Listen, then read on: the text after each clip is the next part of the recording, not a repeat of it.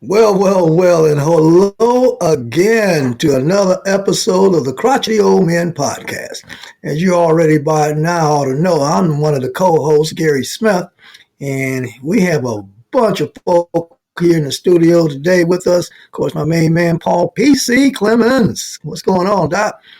And How then you we got doing? How you George doing? Crummy. That's our leader there. All right, now talk to me while I'm still listening. Okay, and Oh then yeah, of man. course We I'm gonna No, know. turn the mic we're on over all to good. there. Here we go. So this person that we have, our guest speaking, I'm going to let George go ahead and do the intro like he always does. And another phenomenal episode. So without any further ado, take it away, George. All right, Smitty. I see everybody's doing good today. We've got a returning guest. In fact, Oscar's been on twice before. Oscar's a professor over at Morehouse. He's also been a college professor at Clark Atlanta University.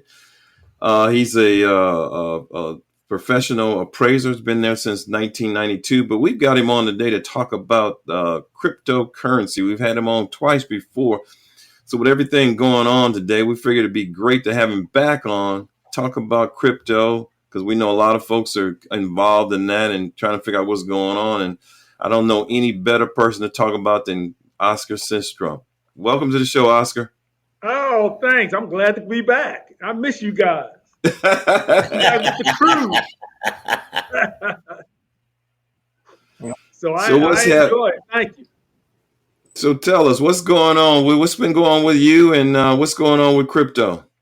Well, with me, I'm still teaching over here at Morehouse, still cranking out future leaders.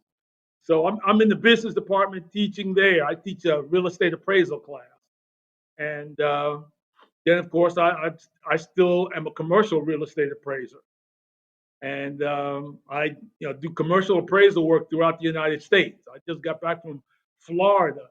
I said I ain't going to Florida for a while, but I had to go for a client to look at the property.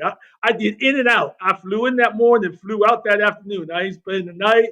I ain't doing nothing. I'm getting out of there. But other than that, just staying busy. That's the best thing to do. Keep moving forward, stay busy, play with the grandkids and the kids. That's what life is all about. Oh, So, and of course, I'm into crypto and still trying to learn. Matter of fact, I'm in the process. It's an evolving thing, so I'm constantly learning. People say I'm an expert, but I'm just maybe a step or two ahead of most people, but I'm still learning. So I'm going through. I've got a young lady. She's in high school. Isn't that something? She's in high school and she's going to teach me how to write crypto bots. And that's the next thing I'm going to start doing. So I can get into what a crypto bot okay. is real quick. But if we all about the same age. You remember growing up, we thought that there were going to be robots, and then the robots would be working for companies and working for these owners. But now you think about it, it'll probably be possible for you to have a robot and then rent that robot out and make money off the robot. Well, if you think about that and take it to the next step, why couldn't you have virtual robots that go out on the internet and make money for you all the time? The next step is, if that's true, then I could do that with what's called a crypto bot. It's a program that sits out on the blockchain, finds inefficiencies in the market, and makes money for you 24 hours a day. There is So, no Oscar, cost. I got a question for you. They have this Yeah. bot system for your stock exchange as well. So, is that similar to what you're referring to with the crypto bot? Yes. Because if you think about it, and Bitcoin in particular, remember the blockchain operates 24/7, 365. So somebody can't just stay up looking for inefficiencies in the market all day. And if so, they're not fast enough, because if you could put a bot or a robot, a program out on the blockchain that monitors every transaction 24/7. Now you would think that there would eventually everybody would have a bot. But think about it. There are multiple blockchains, not just Bitcoin, multiple blockchains. And within all of those blockchains, there are multiple pairs of stocks or coins, shall I say. So if you looked at Solana or Ethereum or Bitcoin, these are all blockchains, and there's many others in which all of them have multiple currencies on them. And you can have a bot that's on different blockchains looking at different currency pairs, finding those inefficiencies, making a little bit of money here, a little bit of money there. So if you can do one, why can't you do 100? So is this something that's offered by, say, Coinbase or some of the other crypto exchanges, or is this something that each individual designs for themselves and just has it circulate within their own computer or own network? No, yeah, they sit on the blockchain. Well, there are some services out there that offer them, but I don't trust them yet. It's the Wild West. You see, they scamming and rug pulling everybody. That daggone Donald Trump made a bunch of money on that Trump coin. So all of them are like that. They just had that one in Venezuela, which was a rug pull, which means they set it up, and once everybody puts their money in, they liquidate and disappear. So it's called a rug pull. And so it's the Wild West, right? So there are people out there that say they'll write a bot for you, or there's some services out there where you can put your money in and get a bot. I don't trust not now one of them. Hello. Right now, my thing is I'm kind of a programming guy, so let me learn, take my time. I'm not like I was when I was 18, right? That's 50 years ago. But I'm going to sit down and learn how to write the program. I'm going to play around until I can get one up and working. And then I'll be able to figure out who to trust and not trust. Yeah, but eventually, that's going to be the case.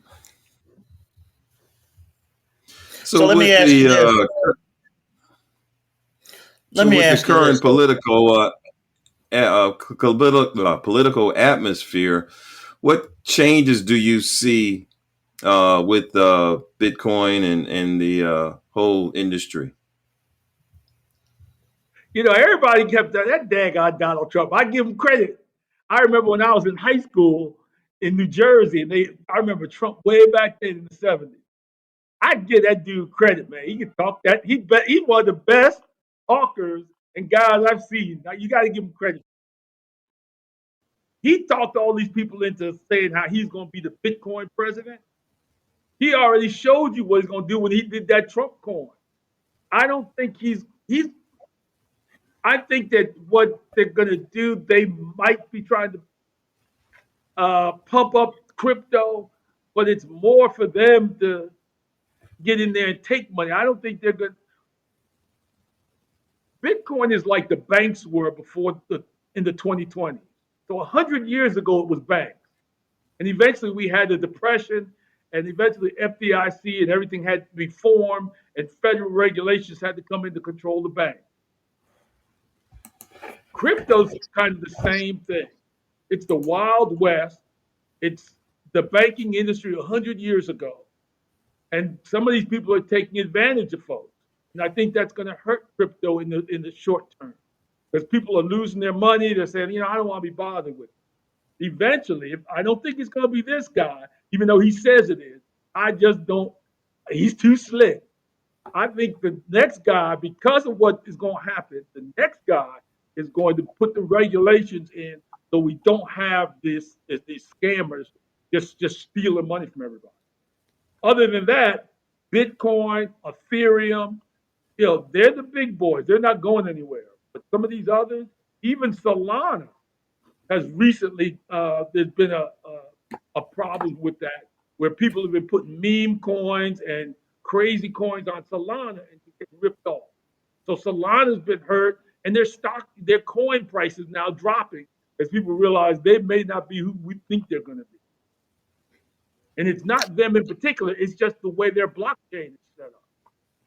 And it's so much speculation involved in this Bitcoin stuff that most of us are just saying, we're just going to sit and wait until the doggone dust settles and see what's real and what's not. And I say most of these people like myself. Matter of fact, it's got me so frazzled off whatever little money I put in Coinbase when it first started.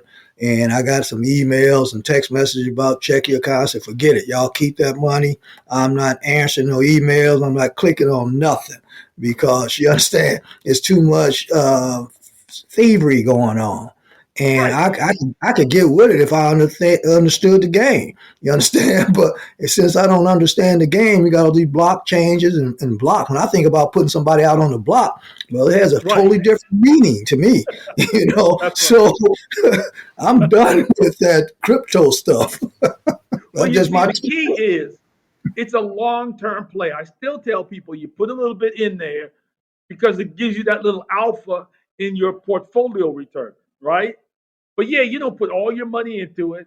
You don't start playing around with these meme coins and all that craziness like them young folk and get your money taken. You put some in there and you let it sit. You're So, right, Gary. Just let it sit there. so what's the difference between meme coins and utility coins? Can you explain that to us? Yes. Meme coins are really just that's where your scams are. There's no use other than the fact that it's somebody's name or there's hype about it. That's it. It doesn't have no other utility to it. The Trump coin, they put that out before the inauguration, and then everybody unloaded on the inauguration day. And then there's a where I saw a video with people saying um, that everybody, all his boys, front loaded coins before they put them out for everybody else. So if you were part of his crew, you were able to get the Trump coin for like $5 or $6. Then when it ran up to $70, you unload it in the next 3 days, and then you made 10x on your money, and you gone. Yeah, And that's that's digital. Yeah, that's all it is digital inside thievery. You know what I'm saying? Right. So, exactly. It's just yeah, like inside any other. information. But remember, that's who Donald Trump is. He's just one of the best scammers out there, and he's therefore he likes crypto because it's an easy way for him to scam. You can't, you know what I'm saying? It's, right now it's the Wild West. So I don't think he'll ever try and put regulations on. He's just trying to figure out with his boys how to make more money. Well, you know, we can't hate the players of the game. What we have to do is learn how to play the game. There Understand? you go. So don't hate the I players now, you know, because he during his first administration, or first run for presidency, and you know, hey, he was talking about that before then as it relates to businesses, and people always crying about businesses getting the biggest tax cuts. Well, hey, shut up, go get you a business, all right, if you there you want to go. participate in the game, but don't hate the players. That's Go right. ahead, Mr. Sistrunk. I tell people all the time. I talk about this in class. I said, let's say you want to play basketball. And so I'm gonna go to the court, I'm gonna play basketball. But you know, I can't dribble. So I'm gonna ask the guys, when I get the ball, can I just run with it and go down the court? They're gonna say, no, that's not the rules of the game. I said, but it's not fair because I can't dribble. I just want to hold the ball. Listen, if you can't understand the rules and play by the rules, don't play. All right. There's nothing So, wrong with that, so whether let it's me, basketball, baseball, doesn't matter. so let me ask you this: what's the Yeah. difference now that you've charted us out with the meme coin? What is it? hmm Explain to us how the utility coin works and what the difference is between the two. Yes. Utility. All right. First of all, you got the big two. That's Bitcoin, which is the first one, the most secure one, and what it's all about. That's like savings account. I tell people you buy parts pieces of a coin and you hold it as savings. That's what that is. It doesn't have much utility for it. People talk about it could become a currency to buy things, but right now it's just a place to hold your wealth to protect you against inflation, right? That's what it's for. As it builds more utility, that's going to build demand and it will grow in value because there's a set number of Bitcoin out there. There's 21 million Bitcoin that will ever be produced. That's it. Each Bitcoin is can be broken up into 100 million pieces. So therefore, you've got 21 million by 100 million. You got trillions of little pieces, but then it's not going anywhere. It's the most secure. Ethereum is like Bitcoin, except what they do on that blockchain, they have what's called smart contracts. So the blockchain, the Ethereum blockchain, allows you to actually do transactions, right? You can do an if-then statement. If you pay me this, then I can do that. You can't do that with Bitcoin, but you can do that with Ethereum. So, for example, if I buy a car, as long as I'm making that payment, everything's good.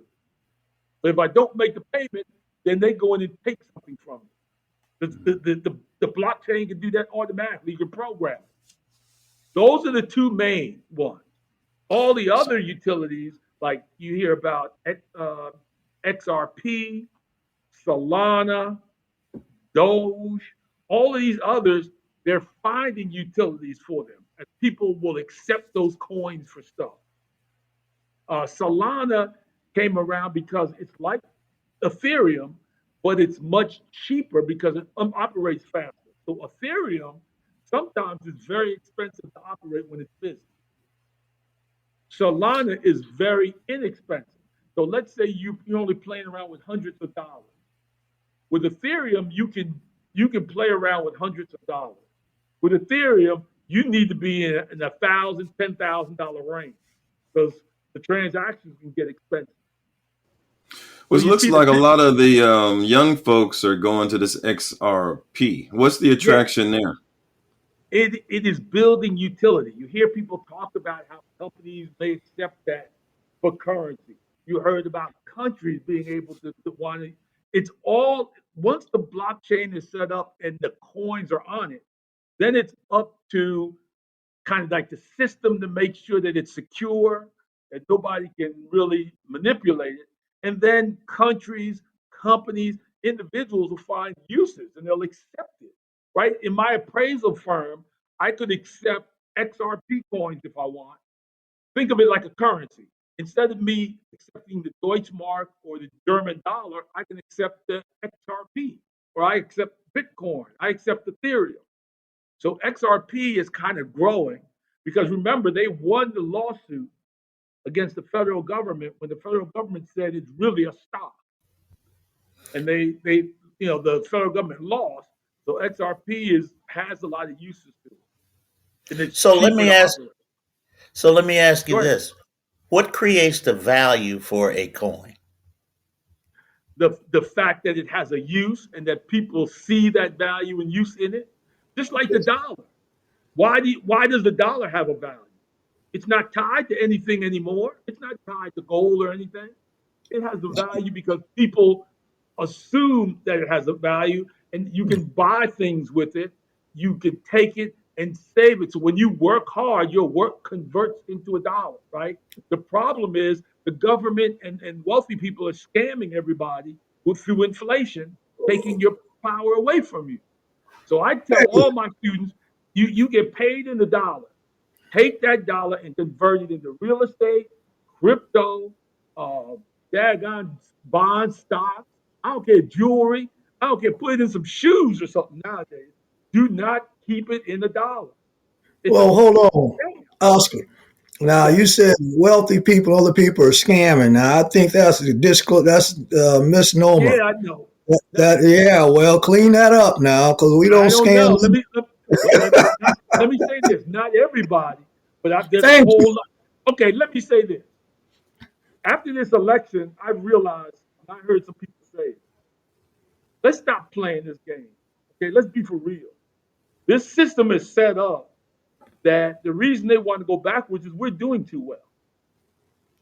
Understand it? We're doing too well. Explain that one now. This may take us off into a whole different Yeah, direction. who is we? I'm gonna You know, back to Bitcoin. I have some facts and stuff that I would love to share with you. However, this is not the platform to do it.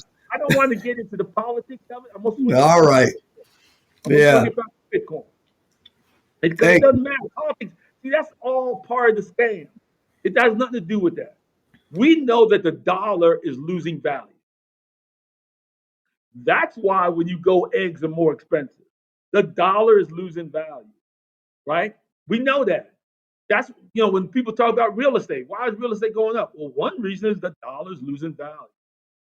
We know that. So you cannot keep all your money in the dollar all the time. You put them in stocks, you put them in all kinds of other assets. And crypto is one of them. No, I'm not saying everybody's doing it, but the system in general. I'm thinking about when my mother-in-law passed. She gave all her grandkids savings bonds. And that was nice. Those savings bonds she bought in the 50s, 60s, and 70s. But the face value at the time when she passed in the 80s, I'll just say maybe about $10,000 each for the kids put together. Well, $10,000 in the 80s was not the same as $10,000 in the 60s and 70s. You understand what I'm saying? When she passed in 2009, the $10,000 they got was nice, but it wasn't the same as it was in the 70s and 80s. And that's what I'm saying. It would have been nice if again, I'm just saying, it would have been nice if she had taken that money and put it in Bitcoin, if she could have done that. And then the kids could have got some coins that would have kept up with inflation. That's all I'm saying. Let's talk about when you take your winnings, if you will. You bought a Bitcoin when it was 2,000. Now it's worth 100, whatever the heck it's worth. And so now you want to take that $98,000 off and, excuse me here, turn it into dollars, okay? Because there's a reason. Hold on now. Okay. There's a reason why that I think I just heard you say something about Bitcoin being like a depot, a holding place for wealth, right? All right. And so now at some point in your lifetime, you need to take your winnings off the table. Okay. So when you take those winnings off the table, you create two events. One is a taxable event called capital gains. All right. And so how is that going to be treated when it comes time to pay the taxes? Are you paying it in Bitcoin, or are you paying it in dollars? I think you're paying it in. You're paying it exactly. No, but see, I'm never selling. Oh, okay. Well, see, that's well, we're talking to the millions of listeners out here who, at some point you're either going to sell, because if you don't sell, where's your profit? You never have a profit. All you got is some paper stuff. I can get a profit. How do you collect your profit? Help explain that. I collected my profit by using decentralized finance, borrowed against it, and bought a house cash. And so I now have a house that I rent out, paying cash. Every month I get $1,000. Is that in dollars when you say cash? I borrowed money and I borrowed the currency, converted it into dollars, and bought the rental property cash money, free and clear. That rental property, now I collect rent on it. Every month I get $1,000 rent, but I have no mortgage payment. And guess what? I'm getting ready to do it again next year, because as it grows, I got more wealth. I'm going to borrow and buy another piece of property, and I'll be making $2,000 a month with no mortgage payment. Well, if you got enough Bitcoins, you can step up your game from houses to apartment buildings, what have you now. But we're still going back to that dollar. So what you're saying, what I think I'm hearing you saying, correct me if I'm wrong here, which I know you will, is that Bitcoin is a place to park your money for growth.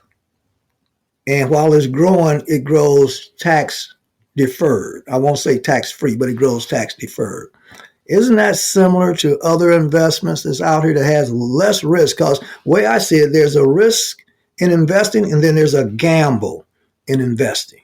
And what I see with Bitcoin, it's a gamble. You're either going to win or you're going to lose, because you can't mitigate your risk because it's out of your control. However, with an investment, which is well within my control, I take away the gambling aspect.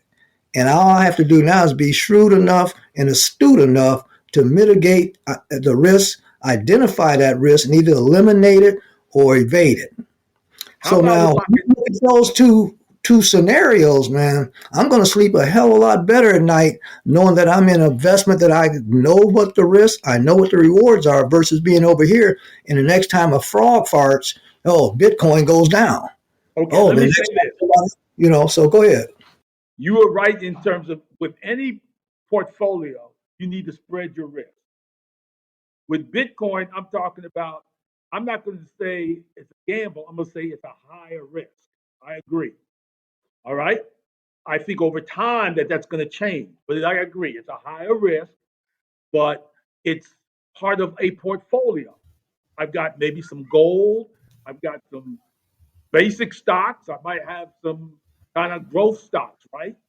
So Bitcoin, because if you put a small percentage in Bitcoin and let it run, it's doing over time 80, 90% a year. So you only have to put maybe 5, 10% of your money into it, and that kind of growth is going to impact your overall return. So in essence, you're But talking at the about same, diversification, and I follow that. Nothing right, wrong with diversifying. right. So that's Yeah. what I'm saying. I'm not saying everybody put all their life savings, borrow money for. No, don't do that. Especially not now. Now that might change, but you're right. It's a high risk, but long term, it's worth the risk as part of an overall portfolio. If you look at micro strategies of what he's doing, that's what he's doing. He's taking just a piece of it and it's giving him that alpha to make his return a couple of points higher. That's what we're really talking about. Now you can learn how to get into uh, cryptocurrency and make a living off of doing other things. But from what Gary, you're talking about savings, this is part of a portfolio where I'm at the high end of the risk for some alpha return to make my overall portfolio grow 1 or 2 extra points a year. That covers inflation, right? That's good enough. And we're in the point where we can take 5, 6, 7 years to learn, 10 years to learn this stuff.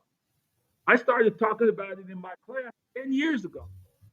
I didn't start, even after I started in 2014 talking about it, I didn't buy it for another 5 years. I didn't buy my first crypto until 2019.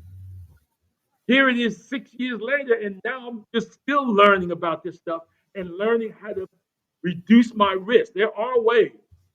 That's what I'll say. There are ways that I'm never going to sell my crypto, but I can show you when you borrow against crypto, there is no loan payment. There is no mortgage payment. There is no payment. The interest accumulates. So if you want to, you can just do it interest only at 3 or 4%. Because I converted my crypto into cash, right? When I bought that property, I always look for distress sale. The owner passed away. The kids wanted their cash. They didn't want the house. I came in there and said, "Here's the cash. I can send it right to escrow, the full amount. You close. I can close in 2 weeks, subject to an inspection." They agreed to it with a 15% drop in price because you ain't got to worry about somebody trying to get a loan or nothing. Here's the money, bam. You got to give me a deal and let my inspector look at it. We can close, right? Then that loan sits there, collateralized by my crypto. But remember, my crypto is earning interest Yeah, but if I'm a lender to help and offset your my crypto payment. is up today and down tomorrow, and if we collateralize Okay, but at let, $100,000 and then your crypto drop and I call in that loan, I'm you're not SOL. you're not going to call in the loan. Let me tell you why. Why? Now I'm getting into some sophisticated stuff. All right. Bring it on. Okay. I do Ethereum. So I've got Ethereum, and I'll just play with a number so we can mathematically do this. I have $100,000 in Ethereum. I borrow $70,000 to buy this property, cash. Now that Ethereum is sitting there at 100,000. I borrowed what's called stable coins at $70,000. You're right. If my Ethereum drops down so that my portfolio is less than $70,000, I get liquidated. You were right. But here's something. How about if I think I'm at the top of the market, I take that $70,000 of stable coins and I convert it into Ethereum. So now my loan is Ethereum and my capital is Ethereum. I never get liquidated because they move together. I'm always at a 70% LTV. But you had a minus 30% valuation. You come from 100 to Yeah, but 70. yeah, but How is that no, but good? no, but remember my loan is as Ethereum, so my Ethereum loan went down 30% too. And they always they move the same. I get I that. I don't see Okay. any goodness in that, okay? Because we The started at goodness 100. is You no, took a loan at 70. Your value is down to 70. Yeah, you may not get called on that loan, but you still lost 30%. So where yeah, do you but make up remember, the no, I didn't 30%? lose 30% if I didn't sell. I'm waiting for the cycle to come back again, Oh my right? goodness. That's a Yeah, hope strategy. That's but that's it's that's that's an if come strategy. no, it If isn't. I can that's show not you income. But go ahead. I don't want to get too far in the weeds and Yeah, get we lost. get too far in the rabbit hole. You Right. you We know, don't want to. yeah. But basically, you're right. It's gonna all drop. Both both my loan value and my amount are gonna drop maybe 60%. And then guess what? It's gonna cycle back again and then even be worth more. I'm gonna end up my collateral. And guess what? When it gets down to the bottom, you can tell when it gets to the bottom. Okay, Ain't no you doubt can tell when about it gets to that. the You bottom. know when it's at bottom because you don't have no tangible Right. money. And guess what I did when it gets to the bottom? I took my loan and converted the Ethereum back to stablecoin so that now the stablecoin amount was dropped. Instead of $70,000, it was $35,000 loan. It Well, was understand actually, this now. When it comes to lending, it's the lender who waves the wand. Okay, the borrower has no that's with rights. the Okay, bank. That's with the okay. bank. That's That's not that's with going to be with any smart lender. Okay, yeah. private lenders or public lenders. If you just lender, hello, all y'all listening out there. Don't loan anybody no money unless you have some guaranteed ways of getting your money back. Okay, so make certain of that. And whatever collaterals that's being used, you want to make sure that that collateral is worth a heck of a lot more than the money that you're lending. Because You're right, and it is. okay, I know because that's what I Wait a do. minute. That's what DeFi on the blockchain does. It automatically will liquidate you, but it allows you to change on the debt side, right? So that there's no tax implications. The change between the currencies, so that you never get liquidated. That's the key. Now, Okay. I could Well, go we to the math, we but flushed out our argument, but what we want to know more about for our listeners too, before as we get so much yeah, into time, is that okay? I think we beat up the pros and cons of crypto, but your point is well taken, and I appreciate your point. Is that in terms of diversifying, all right, yeah, diversification as a diversification model, all right, crypto has another option for those who are more averse to, not as adverse to risk, and maybe somebody like my age. All right, because I don't feel like I have that kind of time to recoup whatever losses that I may put over into that cryptocurrency. But someone half my age or in their 20s or 30s or whatever, now you have enough recovery time in the likely event that crypto, because it's volatile. Okay, just like the stock market. And so in right, a lifetime, that's why here on the Crotchety Old Men podcast, we talk a lot about the stock market and exchanges and stuff, because not only the volatility there, but going back to my point about risk, long as you understand that volatility and you're comfortable with knowing that it goes up and down, but over a period of time, and as you said, Oscar, crypto is a long-term investment. And so over the long term, you know that even though it may go up and down, it's still going up and to the right.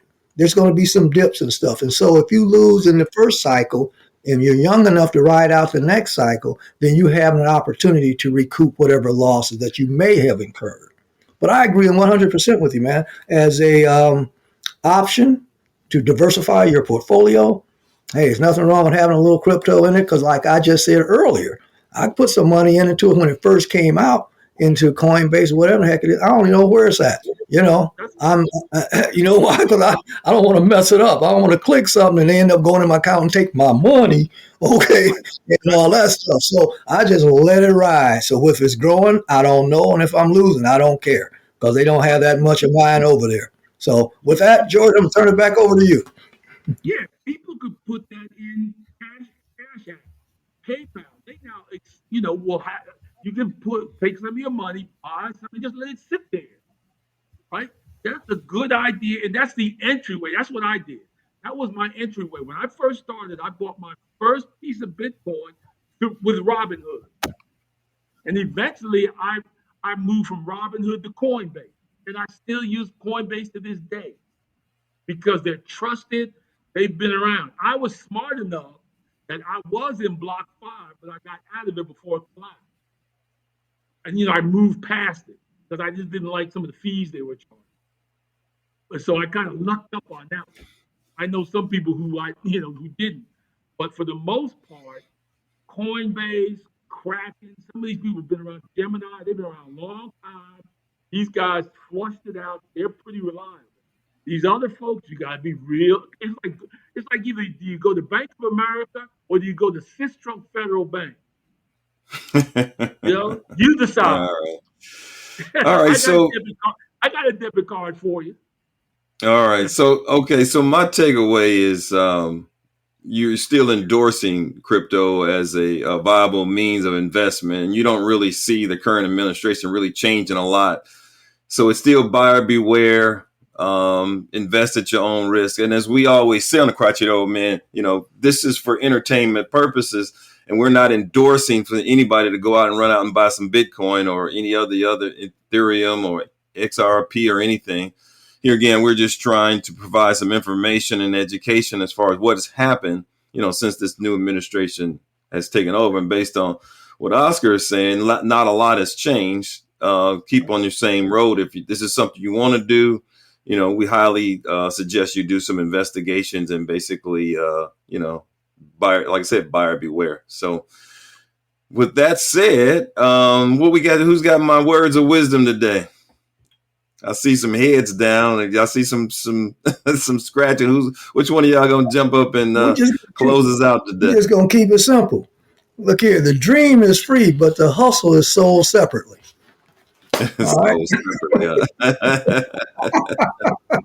I'll go with that. All right. Okay. As we always say on the Crotchety Old Men podcast, hey, especially today, if you didn't know, hey, now you know. Now you know. Take care. We're going to have you back again. Y'all. Take care. Anytime, guys. I enjoyed it. It goes so fast. I'm like, whoa, it's over with already. That was fun. I enjoyed it. All right. All right. Take care. All right. Thanks.